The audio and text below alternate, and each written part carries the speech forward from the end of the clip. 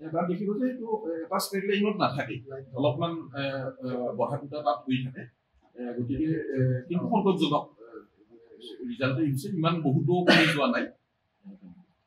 কি কাৰণে অৱলম্বিত হৈছে বুলি ভাবে? তো এইটো এনালাইচিছ কৰিব লাগিব। বিভিন্ন কাৰণ থাকে যে আমাৰ কেণ্ডিডেটৰ সংখ্যাটো বাঢ়িছে, মানে এইবাৰ আটাইতকৈ হায়েষ্ট কেণ্ডিডেট আছিলে, 3 লাখ ক্ৰছ কৰিছিলে, মই সেই কথাটো ইতিমধ্যে ক'লো। তো বিভিন্ন ৰিজন থাকে, তো এইটো এনালাইচিছ কৰিব লাগিব যে কি কাৰণত এনেকুৱা হৈছে। কিন্তু বহুত এনেকুৱা এলাৰ্মিং নহয় যে বহুত কমিব। সৰু জিলাবিলাকৰ কিন্তু তুলনামূলকভাৱে ফলাফল সংখ্যাৰ ওপৰত নিৰ্ভৰ কৰে, কাৰণ সৰু জিলাবিলাকত কেণ্ডিডেটৰ সংখ্যাটো কম আছে। একদম আৰম্ভণিৰ পৰাই দুটা চেঞ্জেছ আহিছে যোৱা বছৰৰ পৰা। এটা হ'ল মাৰ্ক এণ্ট্ৰি আমি অন দ্য স্পট কৰি আছো। এতিয়া আমি যিবিলাক ইভালুৱেশ্যনৰ পিছত নম্বৰবিলাক যে ভৰাব লাগে, সেইবিলাক জোন অফিচতেই ভৰাই। আগতে সেইবিলাকৰ ইয়াতে OMRCত আহিছিল, সেইবিলাক আকৌ স্কেন কৰি আকৌ কৰিব লাগে, তেনেকৈ আমাৰ টাইম এটা ছেভ হৈছে। আৰু আমি খুব এইবাৰ ৰেগুলাৰলি আমি মানে মনিটৰ কৰি আছো। আৰু নতুন কিছু ব্যৱস্থা অনা হৈছে, মানে প্ৰশাসনিক ব্যৱস্থা কিছুমান, সেই ব্যৱস্থাখিনি আমাক সুফল দিছে।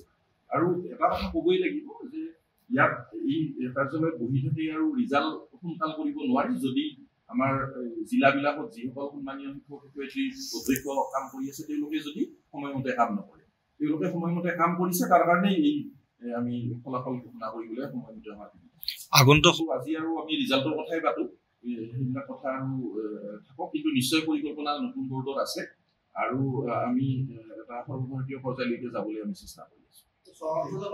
যথেষ্ট সংখ্যক ডাউনলোড হলেই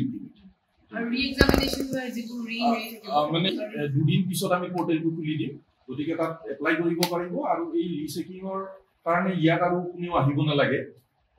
আমি স্কেন কপি, তেওঁৰ ৰিচেকিঙৰ পিছত স্কেন কপি যদি তেওঁ বিচাৰে, আমি তেওঁৰ মেইলত আমি PDF কৰি পঠিয়াম। বৰ দীঘলীয়া হ'ব, ক'ব গ'লে 4টা স্কিম আছে, গোটেই একদম ধুনীয়াকে দিয়া আছে। গতিকে আপোনালোকক চাই ল'বলৈ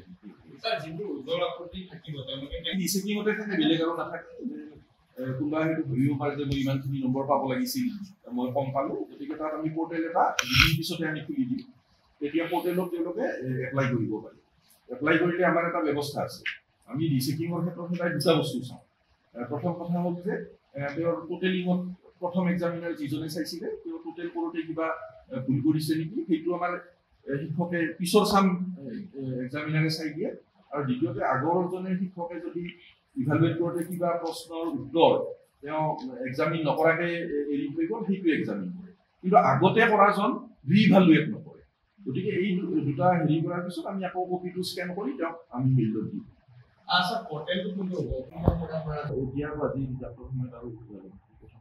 যিকোনো খবৰৰ বাবে যোগাযোগ কৰক 7099017330 লগতে 7099017110 নম্বৰত।